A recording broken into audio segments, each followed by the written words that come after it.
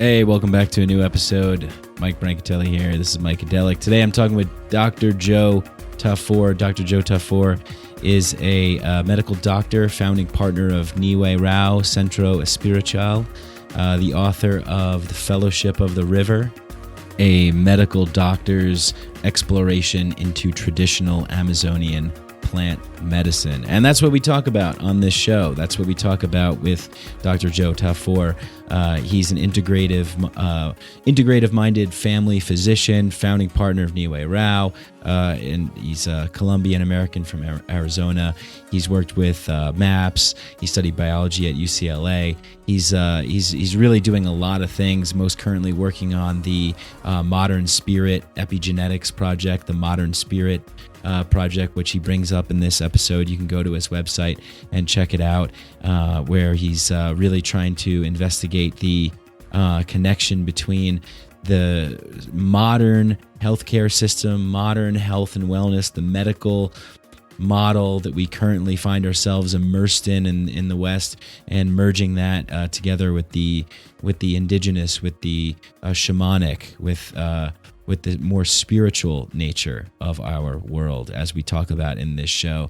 You know, so often that doesn't get the attention of a lot of the modern medicine practitioners. But Dr. Joe Tafur is a integrative medicine activist, and throughout his medical career, he has been on quite the journey, and that's what we get into in this conversation, finding out about what led him to going to the jungle, going to learn about ayahuasca and shamanic techniques, shamanic healing techniques, spiritual healing, and the spiritual practices that he is now integrating into this, like I said, the sort of modern westernized medical way.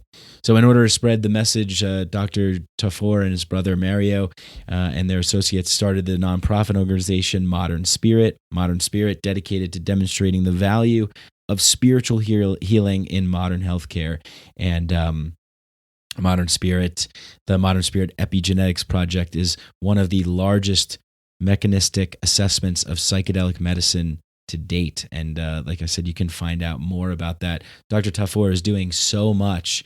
He's lectured on his work and spoke at a number of conferences, as I mentioned, MAPS, Psychedelic Science Conference, and many others, ICEERS, the World Ayahuasca Conference. And I think I remember donating to ICEERS a while back and getting a really cool t-shirt, the Ayahuasca Defense Fund. I'm not sure if Dr. Tafur had something to do with that, but I think he did. I remember seeing him with the shirt. But he's the guy's involved in so much. I mean, it's really amazing the work that he's doing, and he works. He still works part-time as a family physician in the United States, and he's continuing to do this bridge work through educational programs, through Modern Spirit, and his podcast, the Modern Spirit Podcast. So check that out. And I think this was a great conversation. It was really exciting to learn about his personal story, you know, being in the modern system, and then going to explore these ancient techniques, and now, you know, bridging the two together, and bringing something back to our world, which is most in desperate need of new ways of doing things. Maybe old ways of doing things merged with the science and the understanding for the Western mind to sort of, you know, create a whole new paradigm of healing. So his work with Modern Spirit's amazing. You know, they are really working hard. It's really a lot. You know, epigenetics gets talked about, I think, is fairly new, I guess. I don't know, like maybe within the last 10, 20 years, something like that. I'm not sure, but David Krantz was on this show talking about epigenetics. I mean, sort of newer to me. I've been hearing about epigenetics, but we talk a little bit about what epigenetics, how they influence us, and how we can, you know, heal them through spiritual healing. And a little bit about epigenetics, as far as I understand it, is the study of how, like, biological changes can be caused by the way that the genes are being expressed within ourselves. So it's like a reprogramming or a recoding of the genetic code or the genome. All right. Anyway, I'm not going to talk about all this stuff because Dr. Tafur is going to talk about it. So yeah, really liking the space that I'm creating here with the podcast. I'm really, as you know, I've been kind of dumping a bunch of episodes all at once because I'm taking a little break to rework a lot of things and kind of go into a little bit more of a place of more space, more solitude, more peace. I'm taking a digital detox to just reorganize and reemerge with something that I'm really more proud of to make better. But for those of you who are sending me messages that like the show, thank you. I appreciate you very much. If you want to support the show, you know what to do. When you like something, just tell people about it, share it, spread it, leave a 5-star rating and review on Apple Podcasts, go to Patreon, donate a little bit if you can, check out my website, mikebrank.com, get involved, share, talk about these things, talk about psychedelics, how they've helped your life, how they've helped you and improved your life, made you a better person, how they've opened you up, share them, stand in your integrity, speak out, be proud, and don't worry, let the chips fall where they may. We are entering into a new world thanks to the work like Dr. Tafur and other people that are leading the way and making it more acceptable in the mainstream consciousness to say, I'm a psychedelic person. I engage in spiritual healing and spiritual practices. I use plant medicine. And the more people we have talking about that and sharing and opening up and investigating these ancient technologies, shamanic practices, merging together with what we have created now, I think the better world we're going to start to create. So yeah, big props to Dr. Tafur for doing all of the work that he's doing, and all the links are in the show notes. Go check it out. Yeah. Without further ado, let's get in the conversation with Dr. Joe Tafur. Psychedelics are illegal not because a loving government is concerned that you may jump out of a third-story window. Psychedelics are illegal because they dissolve opinion structures and culturally laid down models of behavior and information processing. They open you up to the possibility that everything you know is wrong. We don't need new laws that control our consciousness and rigidly place it in a prison. Cognitive liberty.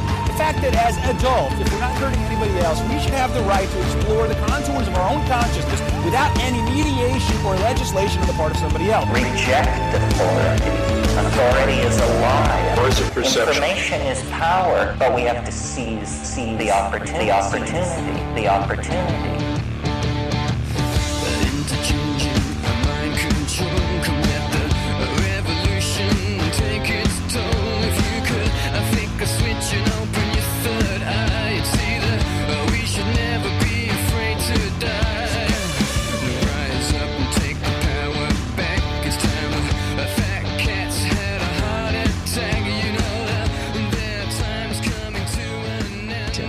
So you're in Phoenix? I'm in Phoenix, yeah. Yeah. You grew up there, right? I did. Yeah. I grew up here in Phoenix, yeah. So I'm back here. I moved away for a while, but I came back, yeah, and I'm here. And I was in Peru a lot, and I travel a lot, but I'm based here. Yeah, the Valley of the Sun. I spent a semester there going to ASU. Oh, yeah. It's pretty warm, eh? Yeah. Yeah. Now I'm in Denver where it's 5 degrees today. Yeah, I was in Denver recently. Denver's a cool city. I like it. I like it a lot too. Yeah, I moved here from, I was in New York City for about 8 years where I lived in Lower Manhattan. And then I spent about half of 2018 in Peru at the Temple of the Way of Light. Oh, okay. Wow. You were working there? Mm-hmm. Forgot all the details. Okay. Yeah. Oh, nice. Okay. Very good. Yeah. So maybe you could share your personal journey, because obviously one doesn't go from being on the kind of mainstream medical path to then, living in the jungle in the Amazon with the Shipibo tribe, learning about ayahuasca. So what what was the catalyst to drive you to make that transition or to make that trip? Well, yeah, that's kind of what the book is about, is just my journey from that journey that you're describing. And so the way it kind of starts, and that's what's called Fellowship of the River Medical Doctors Exploration into Traditional Amazonian Plant Medicine. The way it starts eventually, or gets to the beginning of the story, is in medical school. I was getting depressed in medical school and just being depressed by the culture and the setting and the context and whatever other factors, of my own life, that kind of pushed me into depression. And I was struggling. I never really had kind of suffered like that before, like struggling with my own mind so much. Have you experienced depression before? Not really, nothing significant, like never clinically, never needing like a real help. Maybe like a little bit of lulls and, maybe some, but nothing like that, Yeah. So it was like a real kind of crisis point for you. Yeah, it was. And so I tried antidepressants. My dad is a psychiatrist. I tried that a little bit, and that helped me. I found that helpful actually at the time. It kind of took the edge off of my mental activity, helped to quiet my mind down a bit and help me kind of appreciate things a little bit more. But ultimately, I didn't really want to be on antidepressants, and I was exposed to a friend of mine was beginning to do research in psychedelics. So this is like 2000, 2001. Oh, okay. I was in medical school. That was 1999. I went to medical school. It was like 2001, the second year, third year is when I was like struggling more. And he was somebody that was doing research, wanted to do his PhD and with psilocybin, psychedelic stuff, and meditation research, and ended up doing that over in Switzerland. That's Dr. Rael Khan, who's now the head of our epigenetics research project. And being exposed to him, I was like learning about the beginning of the kind of resurgence in the psychedelic clinical research. At the time, I wasn't really like a psychonautic person. I had tried a little bit of stuff, but I wasn't so into that. I was, I'd done some marijuana. I had tried mushrooms, a handful of times. I tried like ecstasy a couple times. Not a lot of experience. Wasn't really into all that stuff. And at none of those times you had any did you have any mystical experiences from any of those? Yeah. I had definitely had cool experiences I think up to that point, like with marijuana, I think, yeah, for sure you have something, mystical-ish. Is like definitely had many experiences like that, like a lot of people. And with the mushrooms, definitely had some kind of curious experiences. My family is very spiritual. So I wasn't like somebody that came to spirituality through psychedelics. Okay. So that's something I'm kind of like, like stoned ape theory and stuff like that. I think that's really like, I don't know, not addressing like major portions of the planet Earth's population. Where many, many people have a lot of very advanced like mystical practices and mystical experiences outside of psychedelics. Mm-hmm, mm-hmm. Like it's just commonly reported throughout history all over the world. And so I think, but for some people and from some cultures that they don't have any experience with that, yeah, a lot of people, that's their first time feeling that kind of thing. And the problem is then they think that's the thing. They think that's the mystical experience. And, then you see this kind of Ram Dassification that happens to some people that the guy's like big LSD guy, and then he realizes he's getting further with meditation. Yeah. So you already your worldview is already a little bit open to spiritual, mystical realm. So when you already came from a family like that, then you had some experiences with entheogens and mushrooms and cannabis, and then your friend kind of was the one that was bringing you on to like, more of the research aspect. The research and the kind of, in other words, I had maybe a little bit of stigmatization towards it. I was coming from like, I don't know about all that stuff. And, I don't know if I really need that or would want that. And so, but then I was learning about all this like crossover, and there's all this crossover between psychedelics and the antidepressants, on the biochemical level. And you see that today, that like all the major heavy hitters of psychedelic therapies in the research world are all things that we use antidepressants for, and the serotonin circuitry and its role with Prozac and all these other things. And, this is a related circuitry that we're dealing with. So it was interesting to me. And so then that kind of got me over it. And then I was intrigued by like natural plant, spirit, medicines. And I grew up in Arizona, and there's peyote here. And I had heard about peyote growing up, and I, once in a while run into somebody or something. And then I had read Carlos Castaneda books. And so I was I was curious about that. So then with him, we decided to, or with a friend, we decided to go to the Peyote Way Church of God in Arizona, which is a place that makes it available to people, all races. And they have a very kind of sacred way of doing things. And so I went out there, and I had a major experience. Like, I would say that was definitely more, I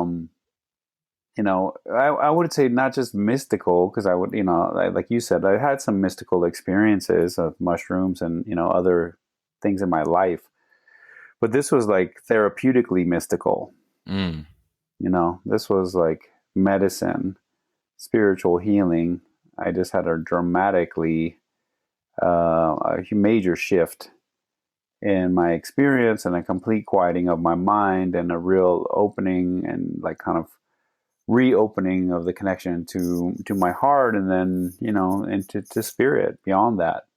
And this was the point where you were kind of depressed as well. And that was the worst part of that. Opened, yeah. And then this just like turned that around, just like refreshed my perspective. With an amazing, inspiration and beauty and fun and love and so many things that I just, I told them, I said, wow, I felt like the peyote experience, the ceremony reconnected me to everything that I want to be connected to, that I was getting disconnected from, from my medical education experience. So then I was really like, whoa, this, and that's like a ceremonial context. So again, I'm a big kind of, people can have all kinds of cool, wild experiences exploring on their own, with different psychedelics, and then they can also run into a lot of problems too, and it's worth saying that.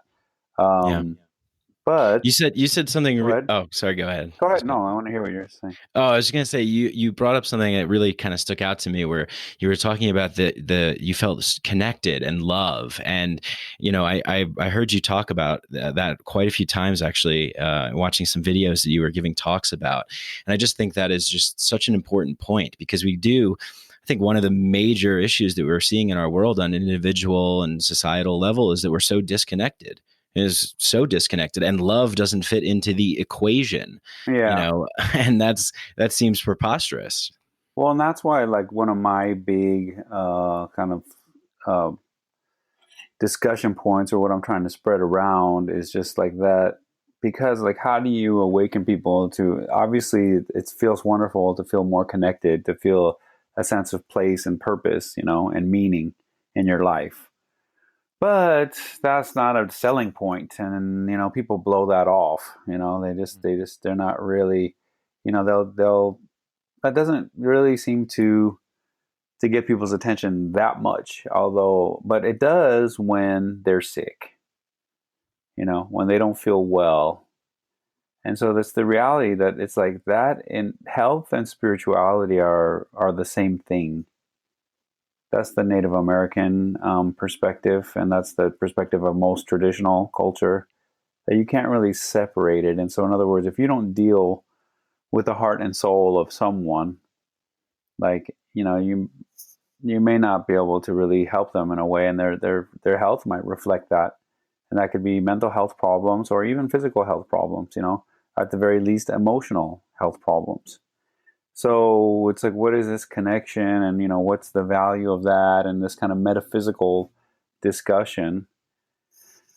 And so my thing is like, it's about health, it's about feeling healthier and feeling, less burdened by life, by your mind, by your body, etc. And in that sense, like living a higher quality of life. And so that being said, we see that a lot of people, that there's a lot of things that burden us, and there's systems of thinking that kind of compound that and get people stuck in their heads and isolated from one another, alienated from one another. And so then they don't feel this connection that you're talking about. And this connection, it seems to be, it's something that's actually experienced like through our emotional being, with the heart being central to that experience. And if you don't try to address like the way your emotional being and your heart might be blocked up or, whatever, blocked up from, who knows, from all the kinds of things, the emotional traumas, relationship problems, family stuff that kind of get in the way. And then you end up closing your mind off to how you feel, because it's like there's no resolution for these problems of feeling. And so then you start like closing your mind off to those feelings. And now you're stuck living in your head. And there's not really like a lot of real satisfying answers in there, as it turns out. Yeah. And round and round dilemmas. Yeah. And that's disconnected. The other, so it's reconnecting like on a more practical sense for people to understand and relate it to like the current paradigm. It's like connecting to the outside world, opening yourself up to your senses. So there's all these ways that like we have these blinders because of like this bandwidth that's getting eaten up by whatever our preoccupation is. That doesn't allow us, like I said in medical school, to appreciate a nice day. Like we don't care what's going on out there. It's not really influencing the internal world. So that's a sensory perception problem, external sensory, that you actually don't even notice and you're cut off and you misunderstand and you misinterpret. Like the extreme example would be like a PTSD where you're hearing a helicopter fly by and you think you're in a war, So that's like a very wires crossed perception problem. Then you have the other facet of that, which is the interoception. In other words, how feeling all the parts of your physiology that allow you to feel what it feels like to be in your body, What does it feel like in your stomach? What does it feel like in your heart? What does it feel like in your back and your legs? That's interoception. And interoception, so that sensory system that's informing us about how we physically feel and how that can also get shut down. And, like the switches can be turned off to that kind of awareness. A lot of times, let's say, in one example, in like heavy trauma, that you could have some kind of scarring and mentally that would actually literally like block people off from feeling certain aspects of their being. So the connectedness, like in a very practical sense, is connecting you to the outside world and to your internal world, like at the physiologic level. That the flow, the sensory integration of what you are experiencing outside and what you're experiencing inside, the integration of that, how that happens in your brain and all that is kind of what we're talking about, is trying to open the gates around that so that you can have a more clear perception of the outside world and a more clear perception of what's going on inside. But opening up what's going on inside may mean, opening up some wounds and feeling those things and dealing with those things. So that's a difficult process. So that's where you like some role of therapeutic, context where you have people, practices or customs or wisdom that's going to help people do that. And that's what we see, with this kind of growing psychedelic psychotherapy, like I'm talking about with the peyote ceremonial experience. It's like when you have people who know what they're doing with that, more than just because you're a hot shot and you got really high one time and you think you got it all figured out. But like if you're actually like trying to seek the experience of people who dedicate themselves to learning about that kind of thing, it's pretty impressive, what can be done to help people open up their awareness that way and kind of heal their wounds. Yeah, definitely. And like you said, you have to kind of be willing to go to that space. And I heard you talk about, how it's challenging in the sort of like materialist science and medical framework, mainstream framework, to bring this up. I mean, I know it's becoming more and more, becoming more and more acceptable, but you mentioned that you have to, in order to do that, the scientists, the medical practitioners themselves have to be willing to go into their own feeling, That's their it. own body, their own traumas. And That's that it. is very difficult, right, to do. Well, that's the issue, and so that's kind of why this interest, and for example, like Native American traditions or other like outside cultural traditions is growing, because the materialist, capitalist, corporate, academic society paradigm doesn't really make enough, create enough, support enough safe spaces for people to be vulnerable. And so that was one of the major roles of like spiritual practice, and so they're trying to find ways to integrate that in without, then you got to get into all this religious trauma and all that, dogmatic discussion. And when really it's like maybe the most, and that's why the health discussion comes back up again. Because it's like, well, we're not really saying that you need to do this because it's going to make you, whatever, more holy than this person or that person or whatever it is you might think. We're saying you need to do this because people need that safe space. They need that sacred space to be vulnerable, to be able to process out this stuff that will burden their health mentally and physically, will burden their family, will burden their community, and ultimately will burden their ecosystem, which is the situation in which we are in. So how do we alleviate that burden that just is, and allow people, to a chance, to an opportunity to increase their awareness? Yeah, they have to be like allowed spaces where they don't have to worry about being embarrassed, for the truth of their life. Yeah. So important, because that's where all the core stuff is that we see, manifesting. If we're not dealing with it at the root level, then it's just this kind of ripple effect that takes hold.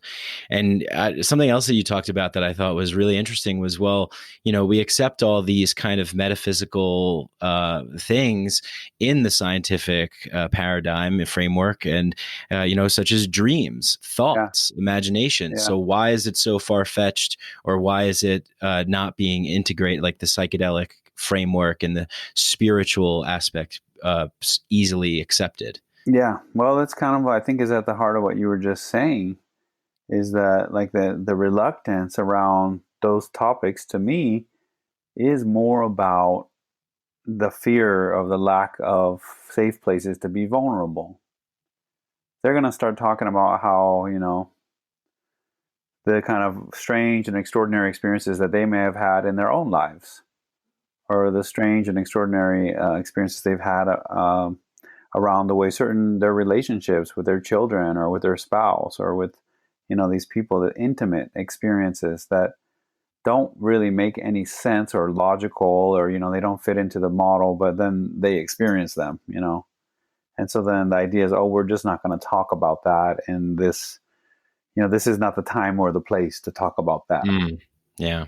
No religion or politics. Okay. No religion or politics. Can't talk about that. Yeah, exactly. So then there's a denial, and so that's what we're trying to like demonstrate. That's like the movement is trying to say, actually, this is important to address this, because from a conservative perspective, there's major healthcare concerns involved. There's major economic concerns, and then on top of the environmental concerns. So these are very conservative, like, thoughts. It's like, actually, what the concern is the children, the concern is the next generation. So this is actually like the honest, family-oriented not the hypocrisy. So that's the idea, is like, we get it. The hypocrisy is, we know what it's good for. It's good for, like, ripping people off and getting one over on people. And that's pretty much what it's good for, I guess. That's what comes to mind. Yeah, perpetuating the dominant, status quo of compartmentalized money, different sectors, like, take a pill if you feel this way, or everything. But they're just doing it, like, to whoever's like running that. Let's say the people that are like running that thing. It's like, I guess they're trying to fill whatever they need, this money, this endless, addiction, greed, that's become a mental health issue. That it's like what I call greed rot. It's the same way like alcohol. We have this criteria for when alcohol becomes a problem in somebody's life.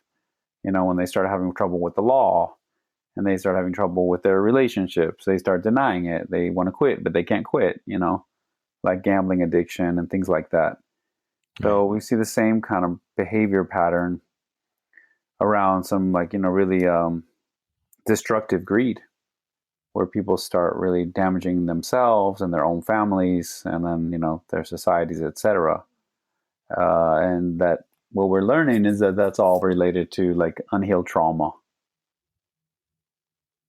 And so again, it's like creating spaces where people feel safe enough to address this stuff. Like, what is that? What's eating at you? Like, why are you, so insatiable? Like, what's going on? Like, that you're going to throw your own kids under the bus. Like, what's going on? So I don't know. I think it's just, to me, it's just all about the healthcare argument and perspective, to try to help people see how it fits into their paradigm, what you're talking about. Right.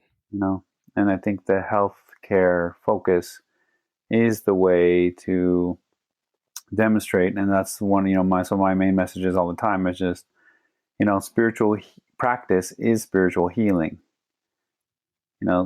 Spiritual healing is spiritual practice. Like, that's the whole purpose of spiritual practice, is for your spiritual well-being. And that's reflected in your emotional well-being. And that has a physiologic, like, parameters that, can be identified. And so, when there's people are talking about the flow state and all that kind of stuff, and getting people into these really, meditative states, and just the calm, and the way their blood pressure and all these things are responding, and the way inflammation calms in their system, inappropriate inflammation. So there's all that. That's what the book kind of gets into a lot, is starting to get into the physiology of the emotional body. And then back to what we started with was like, okay, this connectedness. So then we can kind of observe, like, you were at the healing center down in Peru, and I had a lot of experience in that, where a lot of people they come down, and then they haven't really had a mystical experience, in their life. They're pretty nihilistic, pretty like flat landed, I don't know about God or anything, or creation, or,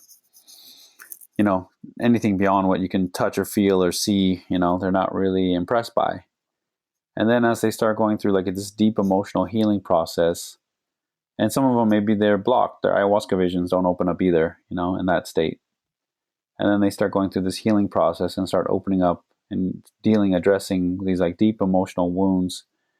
And it's kind of like their emotional body starts coming back online, and their intuition starts coming back online as that stuff starts getting worked out, and their access to the mystical starts increasing.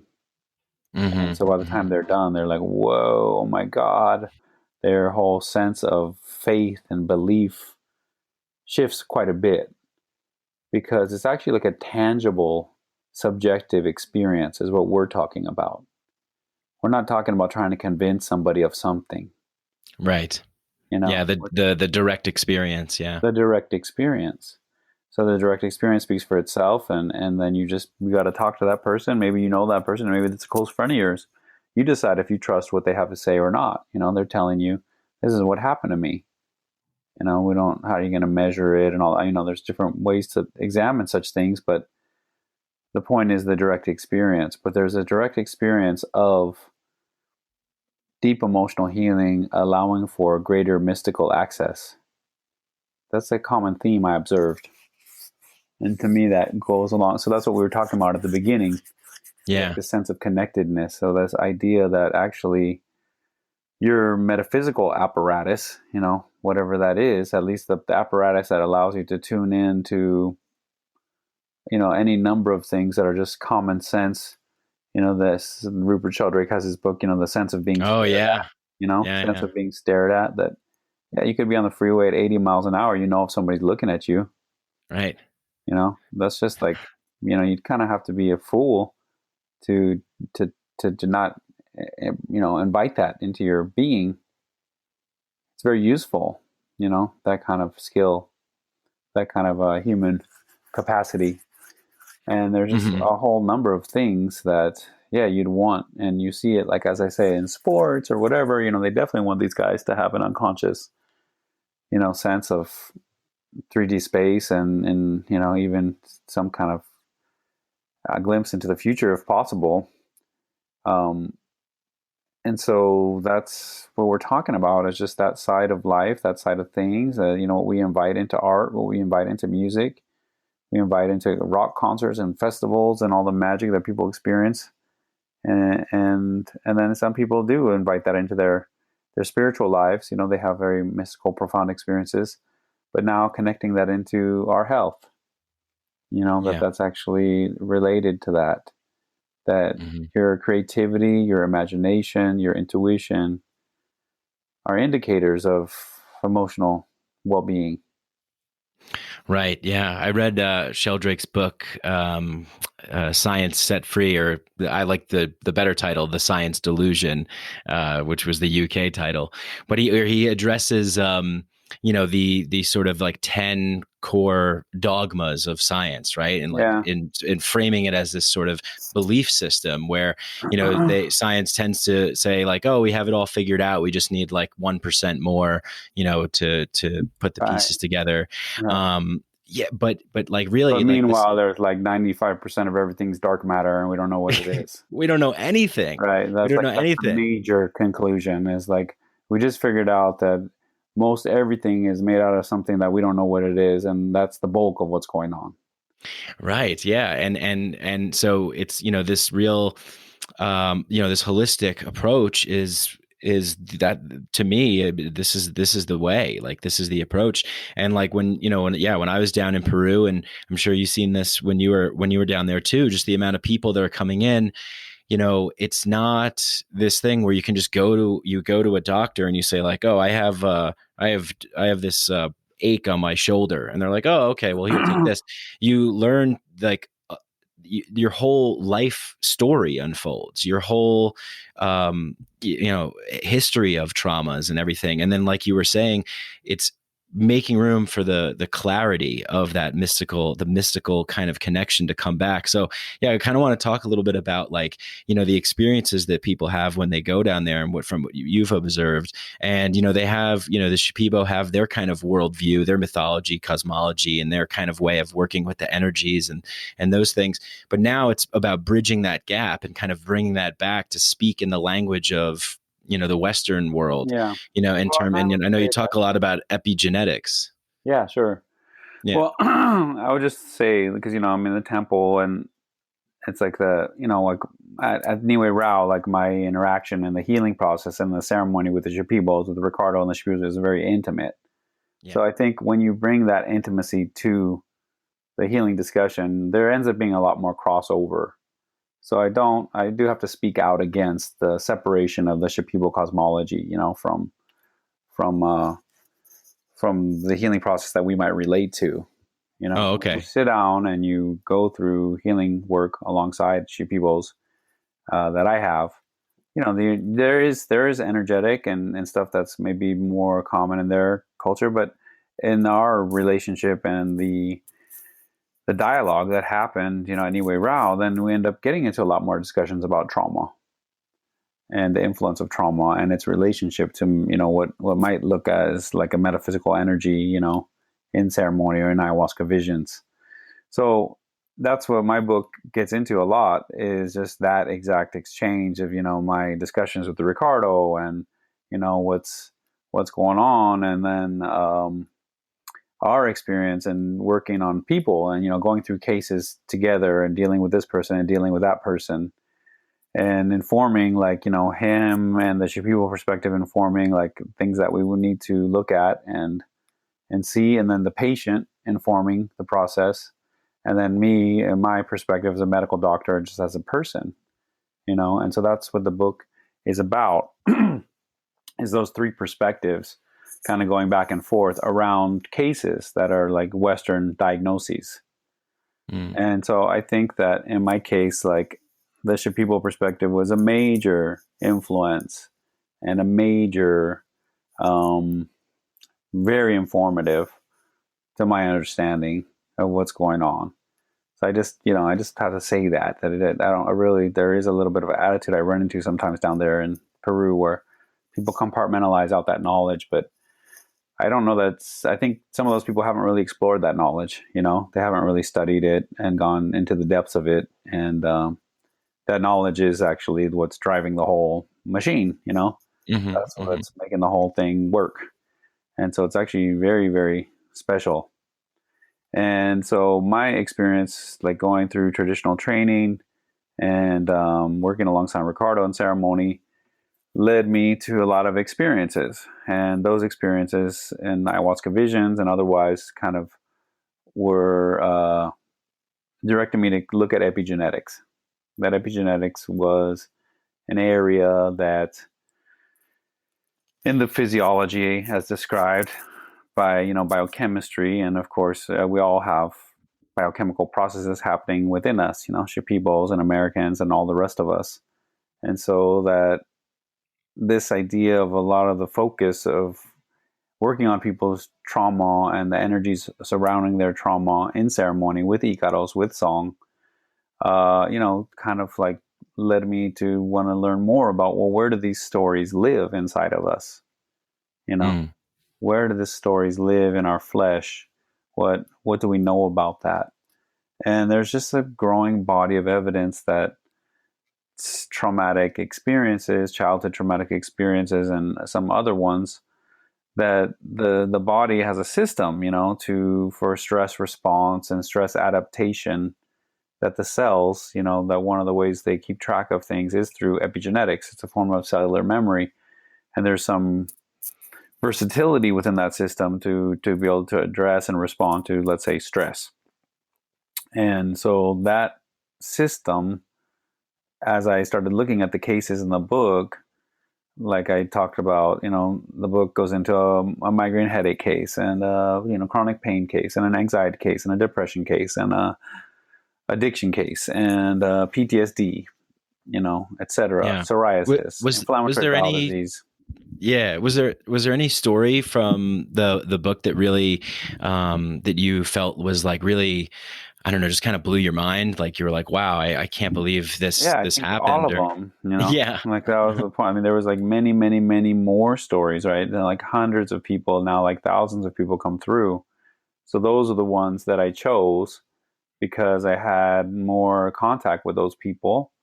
They had certain diagnoses that I knew as a family medicine doctor were the kind of problems that we struggle with, and that had major improvement, or showed signs of major improvement. And I followed them up for years to see what was the shift that happened within them. And what I saw was that they, in each case, of these very so-called different diseases from a Western medical perspective, there was major shifts, and those shifts were very related to major emotional healing processes that these people went through over major trauma or some degree of trauma.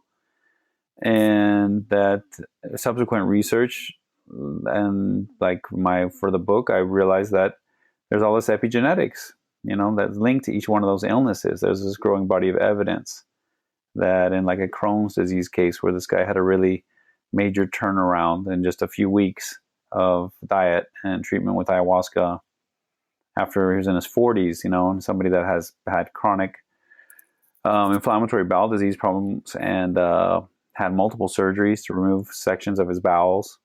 Was on and off medication for a period of time, and then simultaneously was very depressed and even suicidal. And no one was really like doing that crossover. Like the gastroenterologist wasn't talking to the psychiatrist, to try to say like, oh, what's really eating at this guy? What's really his problem? Turned out to be like a lot of physical abuse and abandonment and even sexual abuse. And working through that stuff, in ceremony, in the diet, with the support of all this other traditional system, with the traditional wisdom, once again, like in a system that is based in Shipibo approach, like they were guiding the treatment completely. And so we're just helping like with the dialogue of then talking through what's going on, what their process is. This guy had a complete resolution, he showed up to the place with daily frequent bouts of diarrhea and bleeding and all kinds of stuff, and suicidal. And then he leaves, and his depression is largely under control, and no more significant abdominal symptoms, until like a year later when he's going through a divorce court problem, which is like, well, that's not so bad, it's really stressful exacerbation, and I didn't really prolong. Could you explain a little bit about what that sort of, I don't know, I guess like translation or how that, the Shipibo interpretation and language of dealing and seeing what's going on, and then you working with them, like how that all kind of functions? Like, what are they seeing and what are they communicating, and how is that being interpreted by you and then applied to this particular case? Well, and that's the thing, I think, and that's what I think is really important, is when people who are really interested in that kind of stuff, like this, you have to go through the training, then you're going to see it yourself, and it won't just be this mythological, anthropological perspective. It's like you'll actually engage like what's going on and what's providing the opportunity for you to even be there, to experience and observe all that. So I think there has to be an interest in that, first of all, and so there has to be an interest, and that's usually like the person that's interested in that kind of healing work, they want to learn about that, and so that's why they like get closer and try to learn and try to study and go through the diets. That's what they're going to tell people down there. You got to go through the diets, if you want to learn that kind of stuff. So I talk a lot about that in my book, of like going through my training and going through the diets and starting to sing to people in ceremony, and what kinds of Icaros, things. Icaros. And what kinds of things am I seeing, and how is the Icaro functioning? How was I trained to utilize Icaro to try to clear and clean the things that I'm seeing, that sometimes might be just very metaphysical, very much like a dreamscape, or, as simple as, oh, it looks like this person has this dark demon on their shoulder, but it could also be more about a story that's unfolding. And so there's a mix of things there.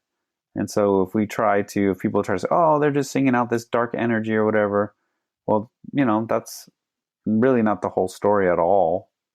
So that's a very limited understanding, so that's a big part of like what, my message. And I have the advantage of being Colombian and speaking Spanish and having a little more cultural like ties with these guys. So to communicate, but it's not just me, because, Svita and Martina and Marcus and many other people who have trained at Niue Rao, they've gone through that process and learned about this kind of stuff and learned how to utilize it. And that's what their message is that this isn't like a culturally specific thing, and I think that's really important, like to get that message out, because they don't say that about Western medicine.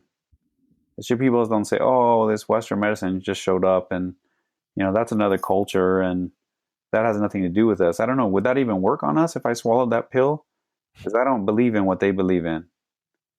Would that work on me? No, they don't think that, because they realize they have like the same basic physiology as the other humans that are showing up. Mm-hmm. So there's just a little problem there. Like, it's a human being. The Shipibo shaman is a human being, and so what they know and what they have to teach is something that other humans can learn. It's going to be you're going to put your own flavor on it, but that's it. And so that's really a big part of the impetus of the book for me, is to share that, to let people know that, like, it's actually the key to my success in this field is because I humbly studied with indigenous shamans and wanted to learn from their tradition and their wisdom. And that has led to, like, all of this healing that I've observed and the success around that we're taking it further with the cultures are learning from each other. And Ricardo, for example, is very interested to learn about, Western perspectives and psychological kind of perspectives on certain things that maybe they were overly focused on kind of a magical side of it, but not necessarily always in every case. I think a lot of times they say, oh, that's actually this trauma. That's actually this. That's actually that. It may look like this or that, and so you sing about it that way as it's shown to you, but it may represent many other things, like a dream, so you engage with the mystery as it presents itself to you, but that may have many implications that it will unfold over time, and you'll understand it over time. Yeah. It's not a quick fix. No. Yeah. That's the most exciting thing to me, is the cross-cultural learning that's happening right now. And I know that a lot of people talk about ayahuasca tourism, and obviously that's an issue, in and of itself, and so many centers, so many places, so many practitioners, underground places, people maybe that are calling themselves shamans that don't have the training, don't have the experience, didn't do the diets, those sorts of things. And, but it is really exciting to see the learning that's occurring between, and I think that's if we can really collaborate and kind of fuse our worldviews together, or our healing modalities together, then this can really be a birth of something totally transformative. I mean, that's what you're working on, and that's right. That's what you're seeing, right? How do you see this kind of happening now and then unfolding in the future? Yeah, well, it's developing like big time. And so there is a major exchange going on, and there is a lot of people very involved in the dialogue and trying to learn from Shipibo healing techniques, and there's Shipibos interested. There's a lot of the Temple of the Way of Light, like they've led to a lot of Shipibo kids going to college, more than ever have gone, I would say. And so there's going to be a whole group of young generation that are going to have the exposure to their parents, knowledge and cultural experience, and they're going to be a lot more savvy about Western ways, having been educated in a Western kind of format as well. So that's something that we're just still waiting to find out. What about this generation of kids that are going to be coming from these shamans, from all these centers? And so that's a thing. So there's going to be a whole lot happening, like on the Peruvian side, on the Colombian side, on the Brazilian side. There's going to be a whole lot happening over there. And then we are starting to, the psychedelic psychotherapy world is starting to ask a little bit more, like, hey, what about the traditional wisdom? What do the ancestral traditions have to say about what we're doing? What can we learn from them? What can MDMA psychotherapy learn from ayahuasca shamanism, from peyote, ceremony, from Mazatec mushroom work? Is there? And so that involves this like little leap that we were just talking about. It's taken it out of this anthropological thing that's really rooted in a cultural compartmentalization that's rooted in, kind of a dark history, very dark history. And so it's like, okay, is it time now to start talking again across these cultural lines? And so they are going to hopefully inform, and there's a lot of action happening with that, with getting more indigenous perspectives to inform psychedelic psychotherapy. And, what can we do with that? And how do we work with that? And, we had the guy, Rick Strassman, with the DMT Spirit Molecule book, he said that I don't know, I mean, I'm not an expert in Rick Strassman, but one thing I read about was that when they wrapped up their research, they said, well, we kind of realized we should probably need to stop doing this because we're just opening up realms and spaces that we're not really sure what we're handling. what we're dealing with, you know? Mm-hmm. And so then you kind of have to draw upon experience, whatever that is. And it turns out, well, these cultures have a lot of multi-generational experience with this, you know, visionary, mystical ceremony, etc. So that's another big thing that's going on. And then, you know, for me in my world, like the Modern Spirit Epigenetics Project is our project. So we have a crowdfund. We're trying to raise money on modernspirit.org. Huh? Okay. Adios. Visiting my mom's here. The Modern Spirit Epigenetics Project. So modernspirit.org. Whoever wants to donate, go check it out. We need your help. So that is an idea that is the culmination of kind of like the thesis of my book. So from my experience, it's drawn completely from the combination of being a doctor and spending time with psychoneuroimmunology research, to studying with Shipibo healers in the Amazon, and then ayahuasca, you know, communicating to me at least my experience of that, you know, my personal tangible experience of receiving messages, whatever that means, you know, however people want to paint that. But me just telling my story. And that we decided that, hey, we should look at epigenetics. Maybe we could look at epigenetics around ayahuasca healings, because that would be a way to show where this energy healing, or at the very least this deep emotional healing, could be happening and lead to these like long-term shifts in people when they had some big trauma that happened when they're young, and then they have Crohn's disease for 40 years, and then they have this big healing, and then they shift into a different stability. So something happened like at the physiological level, because his body's acting differently, you know. And what is that? And so we were trying to see about how we would look into that. And then meanwhile, then I talked to some other guys who were David Rabin and Ben Kelmendi, who are researchers, and they were familiar with the psychedelic research, and they were curious about the book and ayahuasca as well. And they were saying, yeah, this is, you know, we see the same thing, and other people too, like many of us, but that was a little core group that was like, yeah, I think looking at epigenetics around trauma healing and the psychedelics is going to be interesting, because that's going to really help bridge, like we say, show where this spiritual and emotional healing touches the flesh. And so we were trying to, and then, you know, we together, and I mean, they had independently thought of it, I suppose. And then I also thought, oh, this would be a more reasonable approach, is to study it in the MAPS trial. So the MDMA assisted psychotherapy trial, where they're seeing really dramatic shifts in people with this psychedelic assisted psychotherapy. And so they have all the data, and they're all PTSD treatment resistant. And so start collecting saliva on those people, and then run that saliva for epigenetic analysis to see if we can show that some core epigenetic things shifted in people around, let's say, their cortisol receptors, you know, certain stress response systems, certain inflammatory systems, that they calmed down and shifted at a biochemical level, and what would be presumably in a stable fashion. So this would be evidence of what we would call an energetic healing.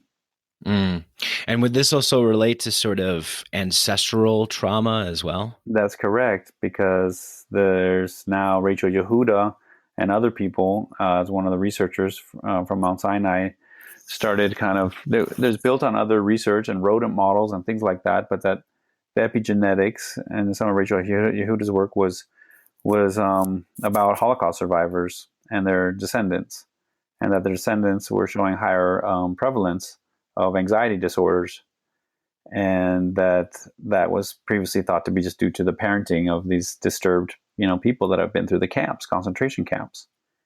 But then they found evidence of, like, you know, there's still some speculation, but it's very interesting that there's some epigenetic imprinting that seems to have happened that's connected to their prior trauma that's being passed on to their kids. And then there's a growing body of mammalian research to show that, yeah, that's probably like one of the roles of the epigenetics, is to help pass on instinct. That you would want to have some accumulated experience passed on, so you could be adjusting to your survival and adaptation, right? Yeah, adaptation. So there's just, the epigenetics speaks to this versatile, adaptable software within the DNA-based life form that we were previously unaware of. I mean, it makes sense. It goes along with a lot of things that we see and observe. So the idea is that some of those adaptations could be maladaptive. That there's certain stresses. like reprogrammed. So you try to reprogram them. Yeah, that's the idea. And so, yeah, I mean, this is great. And then like MAPS is running these clinical trials, and Johns Hopkins has been doing research, and there's so many places, the Beckley Foundation and others, and Imperial College. I'm probably leaving a bunch out, but it seems to me like that there's maybe, I don't know, I guess I'm trying to think of the question I want to ask, but it's around the realm of like kind of in a hospital setting or a therapeutic setting versus kind of in a community with indigenous wise experience, and the community, the connection, the ritual, the ceremony, like that whole aspect of it, rather than sort of the isolated chemical compound and that whole thing. So there's a question in there somewhere, but they're informing each other. So the MAPS trial is using single molecule MDMA because they're trying to go through the FDA. And so it's a legal situation. It's because they've made the war on drugs is why they're running the FDA trial. If it was legal, they would just be doing the therapies, and they would maybe it would start evolving and take on organically many, many different forms. Right now they have to, as they say themselves, medicalization is a pathway to legalization. So just like with marijuana, it was showing its medicinal value is what allowed people to consider legalizing it again. And so they are trying to demonstrate the therapeutic value, and along the way, so they have to do this very, structured protocol for the research to get it published, to pass the FDA standards, So because of those institutional requirements, so that may be, creating a thing that seems limited to people. I can say for myself as an ayahuasca, ayahuasquero, I had an opportunity to go through a similar format with MDMA psychotherapy, and where you're, indoors and laying down and wearing a mask and listening to music and talking through your issues as you're going through it. It was amazing. It was awesome. I have the highest respect for what they are doing with people. And so it's a different kind of thing. It's not. And so, what do I see down the line for me? How do I imagine? I would like to see sassafras be used that way.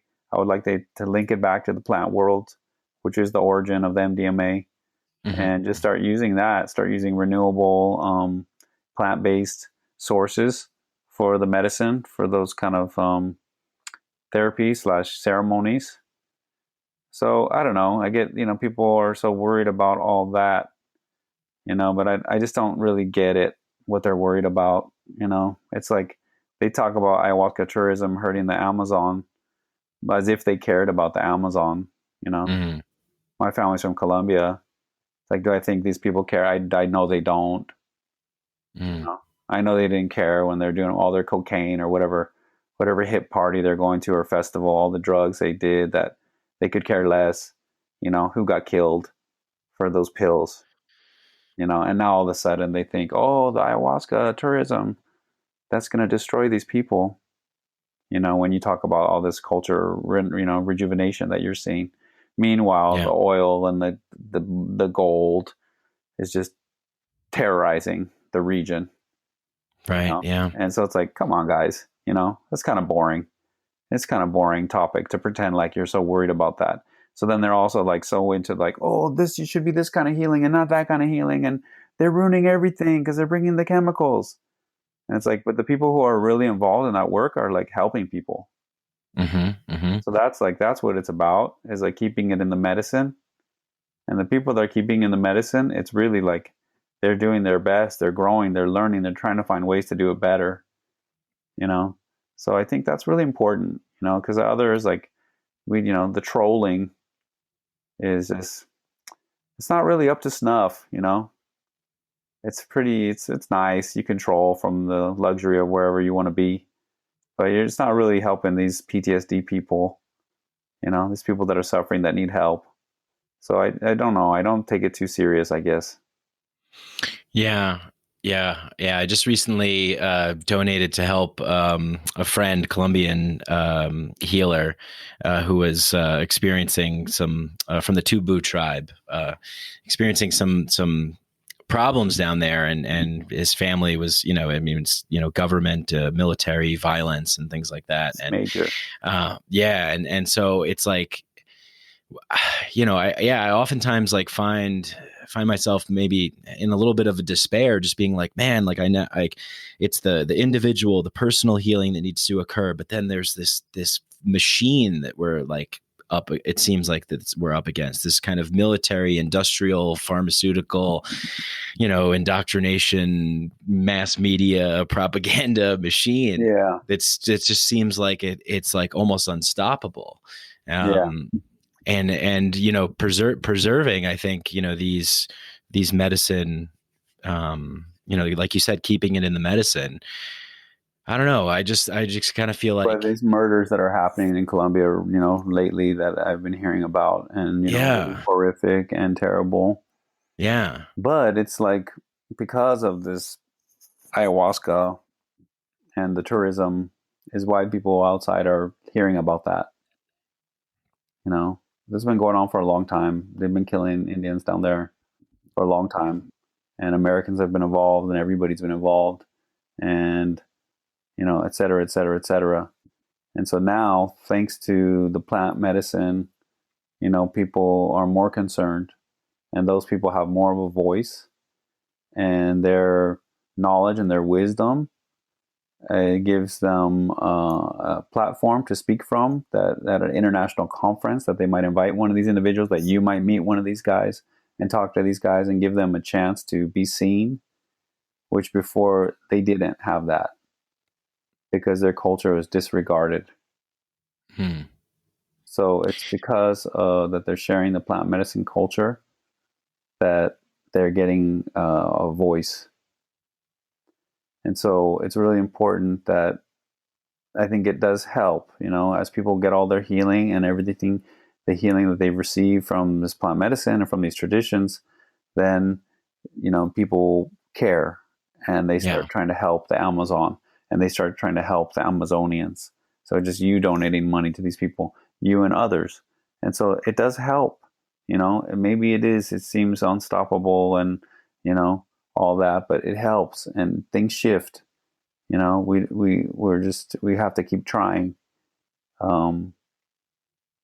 It's better for our hearts anyways. And that's the way things change. It takes a long time, but you never thought it would happen. Nelson Mandela was in prison for 28 years or something like that. He's out. Yeah. He's out. And they thought that was impossible, or whatever they thought. So it's definitely worthwhile, and that's how real change happens, is people caring and sharing. So you got to keep trying. It's rough, it's tough out there, but they're still trying. They still want. They're not going to give up. They don't have a choice. People down there. Yeah. So I think that, like, I think people that have these experiences, in a way, it's pretty, I think it's a privilege, to have these experiences, and, to have these kinds of healing experiences. So, in a way, sort of that kind of connects you to the medicine, connects you to what the traditional wisdom of the medicine and the people that you're working with. So it's like, we have to sort of do our parts to give back a little bit, as much as we possibly can. It's really important. It's really important to give back. Like, you have to give back. And so it's just, why wouldn't you give back? If you can, it's what they gave to you. Why wouldn't you want to give it back?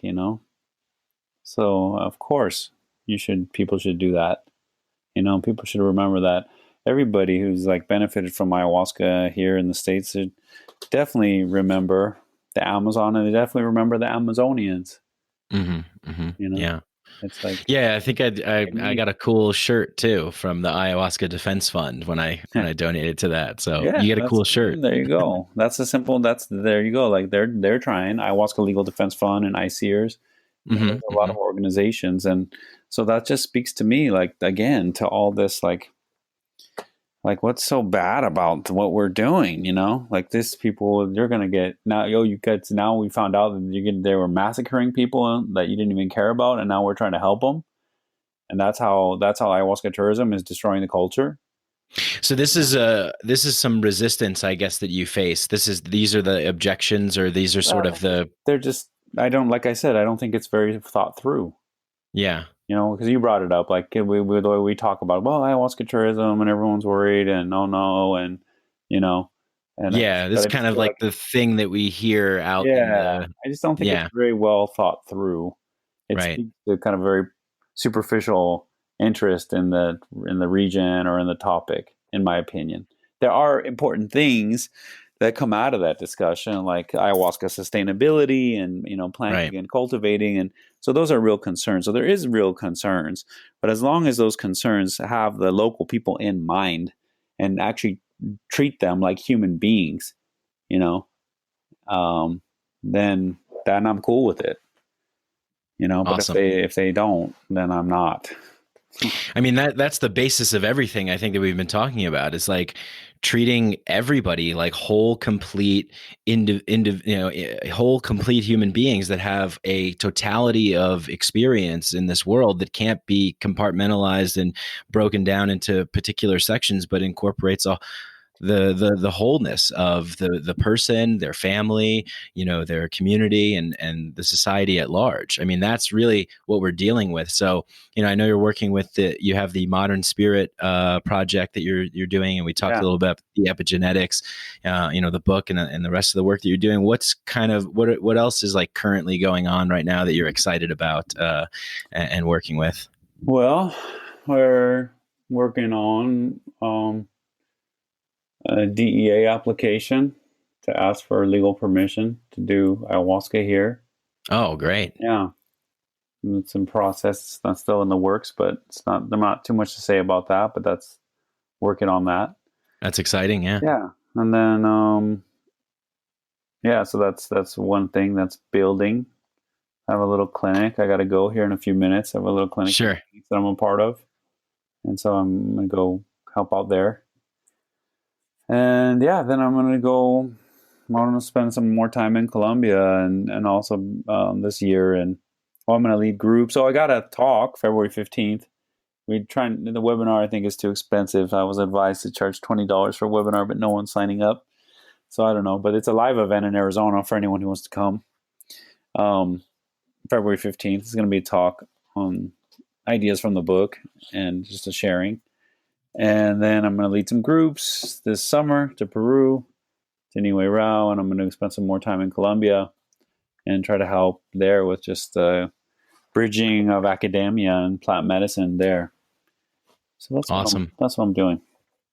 Awesome. Well, thank you so much for spending time with me here and talking about all this stuff. It's just amazing. I mean, like you said, bridging the gap, right? And like infusing these worlds and this whole healing approach is so necessary. So and then where can people find you? Go to your website. drjoetafur.com and modernspirit.org. Right now the most important thing that we're asking for help is with the crowdfund for the research to do the epigenetics analysis.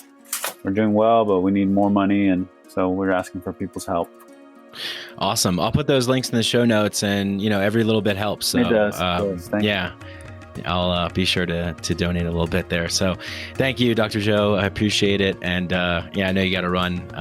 So take care. And thanks again. All right, Mike. Have a good one. Have a good day. Bye. You too. Bye.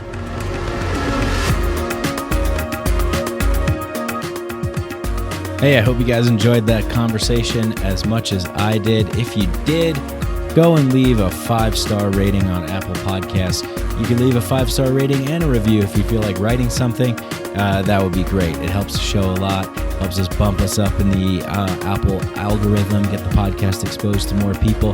So if you like the show, go ahead and do that. If you want to go a step further, go to patreon.com/MikeBrank. You can donate, become a patron, be a part of the Psychedelic Inner Sanctum WhatsApp chat group of people chatting and connecting all around the world. We're finding the others, bringing them together, creating community. One of my favorite things to offer. I also release bonus episodes. Sometimes I do episodes that are kind of raw and kind of beta test them for the producers of the show, which are my patrons, the people who support the show. Big shout out to everybody that's a patron. Thank you for your love and support. If you want to do a one-time donation, go to my website, mikebrank.com. Go to PayPal and do a one-time donation if you feel that. And I really like the method of donation. It's a gifting mentality. And reading Charles Eisenstein's books recently and his talks have really kind of made me embrace the spirit of the gift, of giving and gifting. And what better time than this holiday season to be generous and to give. And, you know, if you like the show, just tell people about it, spread it, share it.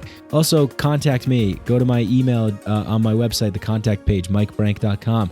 Reach me on Instagram, Psychedelic_podcast. Hit me up on Facebook. Send me your messages. Send me your thoughts. Send me guest suggestions, ideas. Share your story with me. Reach out. Give me feedback. What do you like? What don't you like? And I love to hear from people. I always respond. So you can go ahead and do that. If you're interested in CBD, we have Hemp Bombs as a sponsor. You can go to hempbombs.com, get all kinds of CBD stuff. And I used to take their gummies. I think I'm going to start taking them again. I ran out, so I got to get some more. But they're really good. And yeah, check it out. If you're interested in CBD, you want to give it a try, put in the code Mike15 at checkout and get 15% off all of your CBD wants, desires, needs, and so forth. Big shout out to Danny Barnett and Galaxia for the music, the intro and the outro. And of course, thanks to Muse, who I mash up their song and put the Terrence McKenna clips and everything in without their permission, but somehow I'm still able to do it. So thanks, because I love that. And what else? I don't know. Thank you so much to everybody for your love and support, for listening. And yeah, I really, from the bottom of my heart, really can't express how grateful I am that out of all the podcasts out there that you choose this one to listen to. And like I said, let's really make this a collaborative effort. If there's something that you hear, that you notice, you know, something going on with the show that you're like, hey, you used to do this or you do that, or I'd like to see this, or hey, did you ever think about that? Shoot me a message. I'm open. I communicate. I message back. I like this to be a collaborative effort. I want more community involved in this. So anyway, thanks. And till next time, peace.